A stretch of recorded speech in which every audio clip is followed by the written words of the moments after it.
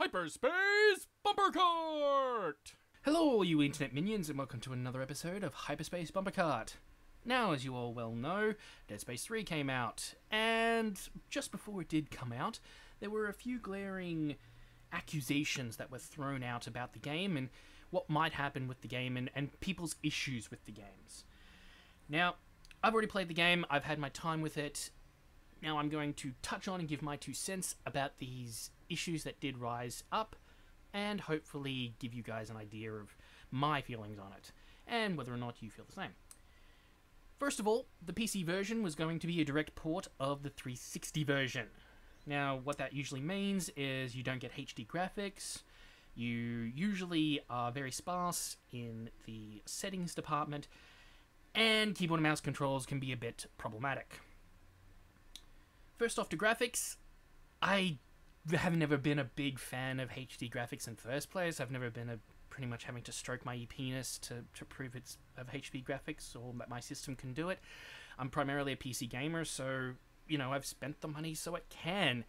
That's primarily an Xbox and a console thing, you know, where people have to try and prove, not only to themselves, but to everybody else, that their choice was correct. So my graphics on the Xbox are better than your graphics on the PlayStation 3, and PC players just go, whatever, we've got graphics 3 times better than you every day. So what? So, you know, having HD graphics have never been on trying to go, oh, look at my graphics, they're so pretty. It's never been a big thing for me. The graphics do look good. Granted, they're not HD, but who cares, quite frankly. The game looks good. It plays well, you don't get graphical glitches, and, you know, that shitty Unreal loading like happened in the PC port of Gears of War. Nah. Yeah, exactly.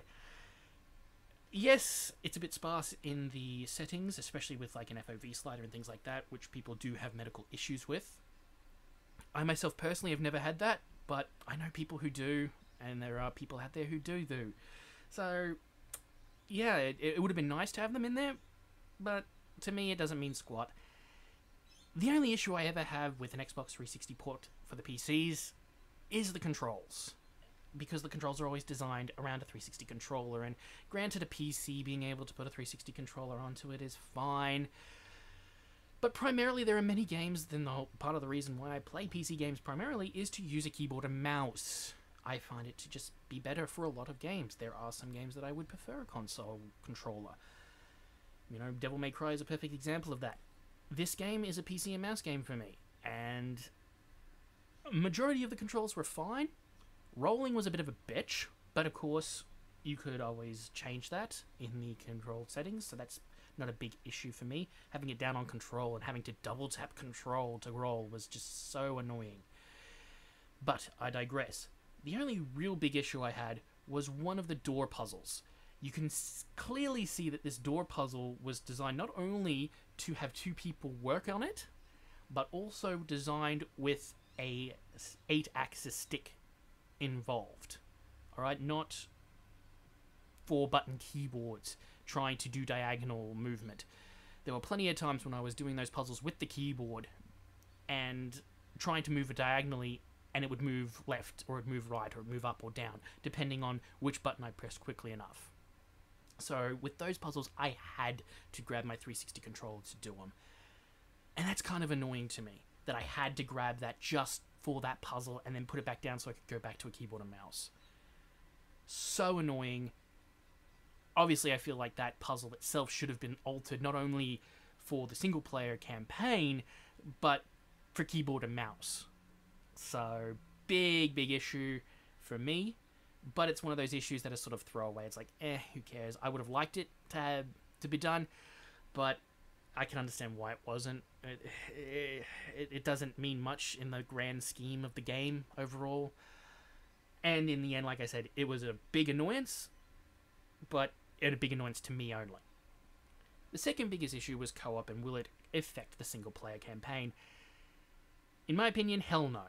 This is probably the best way to do co-op in a horror game, is that you do have it, and the character is part of your crew and part of the main ongoing characters in the game beyond the main protagonist, yourself. but he doesn't show up until he has to in the single player. But in the co-op, he's there beside you. So it was done extremely well, in my opinion. And sure, this game being more actiony orientated in general because of the co-op does remove some of the scares, but I did jump once or twice from that because I wasn't expecting things or I wasn't looking in the right place. But yeah, majority of the time I wasn't really that scared, but I never really get scared with AAA horror games anyway.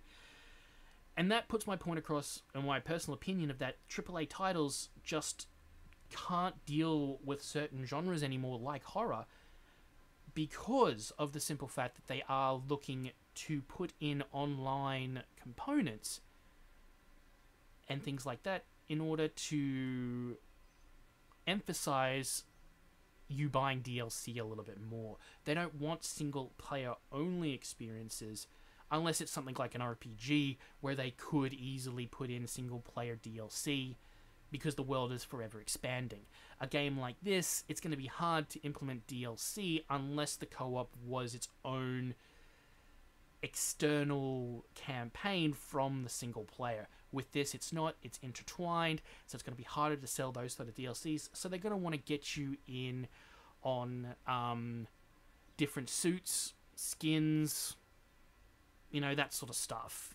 Potentially new maps, but that's why they want co-op. That's why they want online competitive components to games, especially in AAA titles, because it's easier to make, and not only make, but sell DLC to players.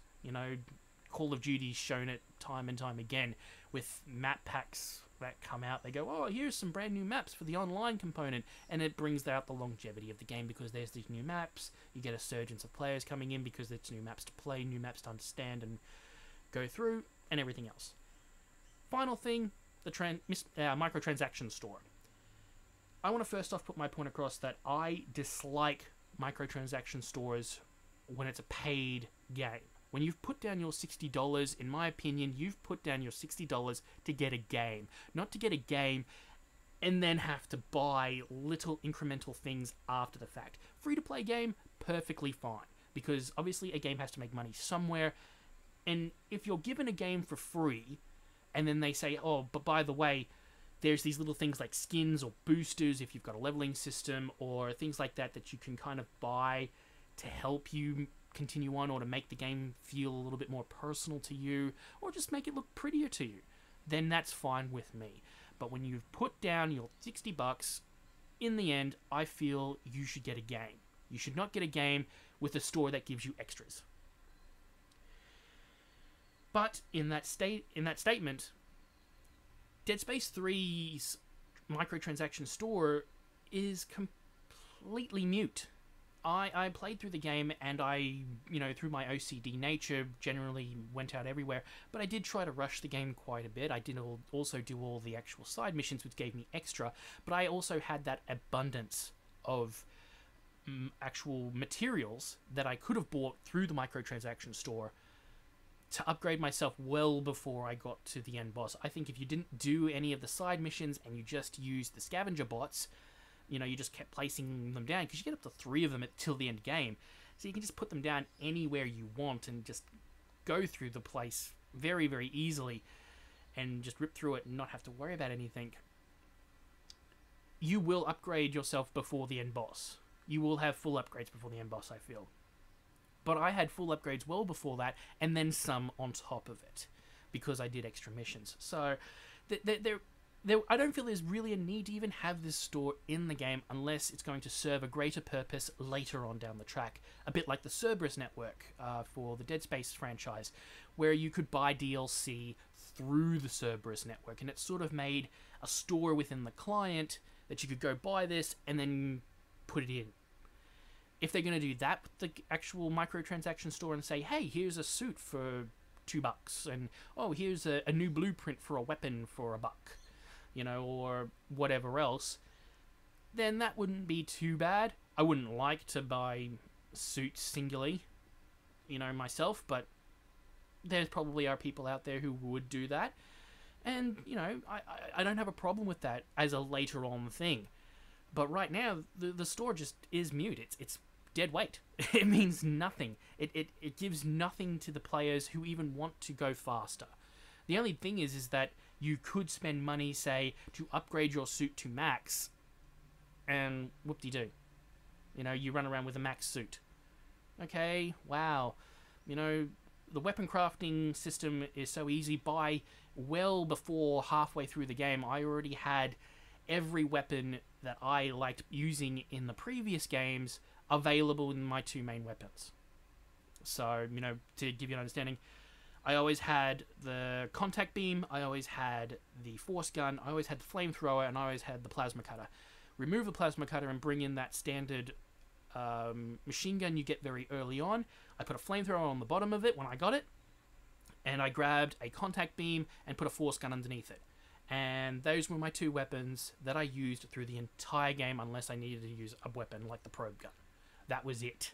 I just ran through with those weapons, instantly beat the crap out of everything. If something came up that was a bit better, like a new upgrade that I had before, that was better than one I had before, I put it in. But other than that, you know, you're just going to default to those 4 weapons you constantly have always used in a Dead Space game, and just go with the upgrading in terms of that. You're not going to worry about anything else. It's too easy to have a good enough weapon to beat through everything you're going to deal with pretty early on before you even get to any of the difficult stuff in the last half of the game.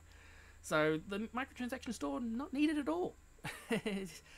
All the doom and gloom that was put out there is, yeah, null and void in my opinion. It doesn't even need it. The microtransaction store was not needed. The game's fine without it, but it's there and it's dead weight, but yeah, whatever.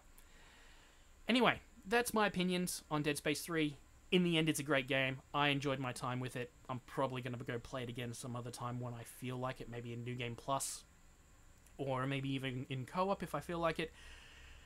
If you're into the game and you like it, yeah, by all means, buy the game. If you're interested about the game, or you're interested in horror and sci-fi, I say this is a good pickup. All the issues that were put out beforehand, you know, it's varying degrees. If you don't mind the graphics, if you do, well, you know, their graphics, you know, they're not going to detract from the game too much. And yeah, in the end, the game was fun. And that's why we play games. Anyway, I will catch you on the next episode, guys. See ya!